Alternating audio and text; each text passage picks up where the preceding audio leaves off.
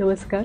काल 7 जानेवारी रोजी महापालिकेच्या सार्वत्रिक निवडणुकीची माननीय मुख्यमंत्री देवेंद्र भाऊंची सभा लातूर येथे पार पडली.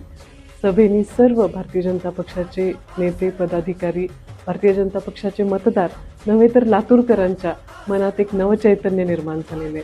आदरणीय देवेंद्र भाऊंनी त्यांच्या भाषणातून लातूरसाठीचा पुढच्या 25 वर्षाचा एक रोडमॅप लातूरकरांना भेट दिलेला आहे. देवाभाऊ म्हणजे विश्वास आहे. देवेंद्र भाऊंनी नुसतं बोलणारे नाही आहेत देवेंद्र भाऊ, तर कार्यकर्तृत्ववान असे मुख्यमंत्री आहेत. लातूरकरांना न मागता लातूर ही व्यापारी बाजारपेठ आहे हे ओळखून देवेंद्र भाऊंनी लातूर ते मुंबई हा जो सुपरफास्ट मार्ग दिलेला आहे त्याच्याबद्दल सर्वप्रथम लातूरकरांच्या वतीने आम्ही त्यांचे हार्दिक आभार मानू इच्छितो.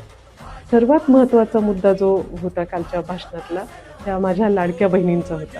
देवेंद्र भाऊंनी सांगितलं की जोपर्यंत मी मुख्यमंत्री आहे तोपर्यंत लाडकी बहीण योजना बंद होणार नाहीये.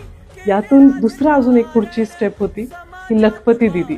लखपती दिदी म्हणजे ज्या महिला उद्योजिका आहेत त्यांना त्यांची आर्थिक उलाढाल प्रतिवर्षी 1 लाख ते 5 लाखाच्या पुढे नेण्यासाठीच्या ज्या योजना करता येतील ते सरकार करत आहे. आणि याच्यामुळं लातूरमधल्या सर्व माता भगिनी, युवक आणि लातूरचे सर्व सुजाण मतदार भारतीय जनता पक्षाच्या पाठीशी उभे राहणार आहेत.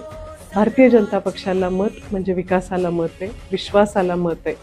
लातूर जिंकणार, कमळ फुलणार.